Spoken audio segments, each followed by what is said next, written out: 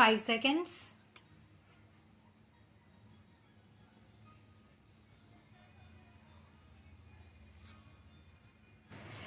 I deem it a privilege to be invited to address this joint session of the US Congress. I thank you for the invitation. I bring you the greetings and good wishes of the people of India. India and the United States have much in common that is very important to both countries. You are the world's oldest democracy. We are its largest. Our shared commitment to democratic values and process has been a bond that has helped us transcend differences.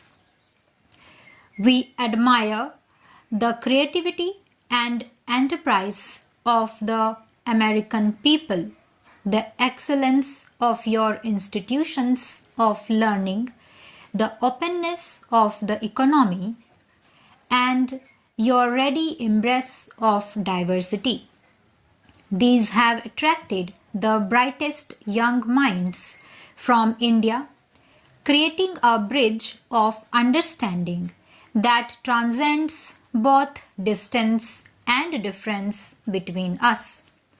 In addition to the values we share as democracies, there is also a convergence in our perceptions of a rapidly transforming global environment, bringing us much closer together than at any time in the past.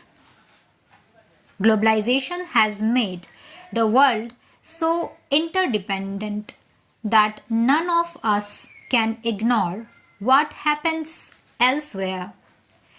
Peace and prosperity are more individual than ever before in human history. As democracies, we must work together to create a world in which democracies can flourish. This is particularly important because we are today faced with new threats such as terrorism, to which democracies are particularly vulnerable. Indian democracy has been fashioned around India's civilizational ethos, which celebrates diversity. Our society today is the result of centuries of assimilation of diverse peoples and ethnic groups. All the major religions of the world are represented in India. We have a tremendous diversity of languages, customs, and traditions. The father of our nation, Mahatma Gandhi, called for universal adult franchise as early as 1931, long before India became independent. Our political leadership remained true to this commitment, and the constitution we adopted after independence enshrined democracy based on free elections and the associated principles of tolerance of dissent, freedom for political activity, protection of human rights, and the rule of law. Our first Prime Minister, Jawaharlal Nehru, addressing this very forum in 1949, acknowledged out debt to America on this score.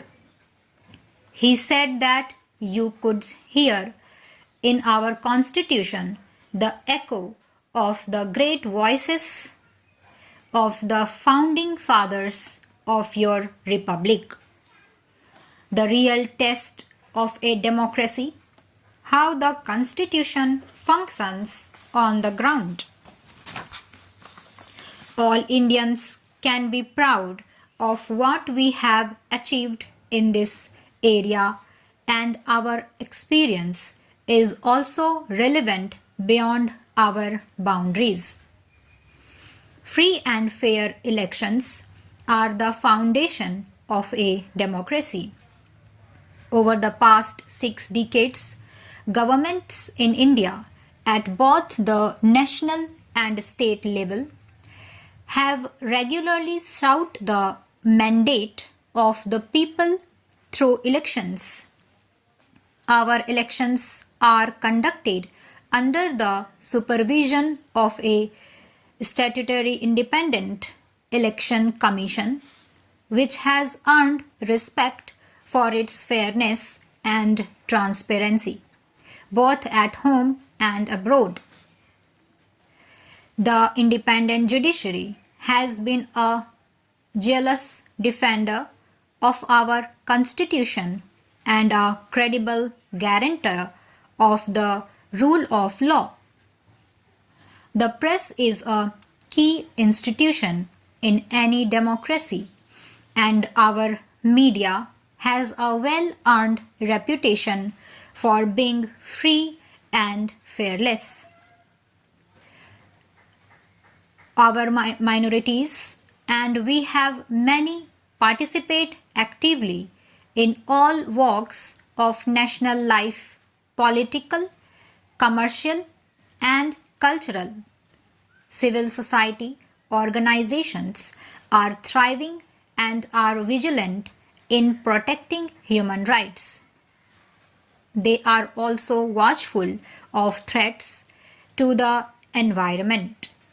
Our army has remained a professional force subject throughout to civilian control. Recently, the Constitution was amended to ensure constitutionally mandated elections to village and municipal councils. This process has produced no less than 3 million elected representatives in the country, with 1 million positions reserved for women. This has brought democracy closer to the people and also empowered women and promoted gender balance. Our commitment to democratic values and practices means there are many concerns and perceptions that we share with the United States. The most important common concern is the threat of terrorism. Democracy can only thrive in open and free societies. But open societies like ours are today threatened more than ever before by the rise of terrorism.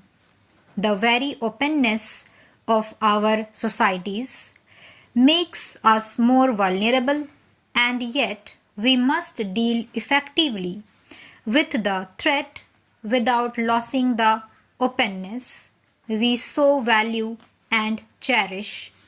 India and the United States have both suffered grievously from terrorism, and we must make common cause against it. We know that those who resort to terror often clothe it in the grab of real or imaginary grievances. We must categorically affirm that no grievance can justify resort to terror. Democracies provide legitimate means for expressing dissent. They provide the right to engage in political activity and must continue to do so. However, for this very reason, they cannot afford to be soft on terror. Terrorism exploits the freedom our open societies provide to destroy our freedoms. The United States and India must work together in all possible forums to counter all forms of terrorism.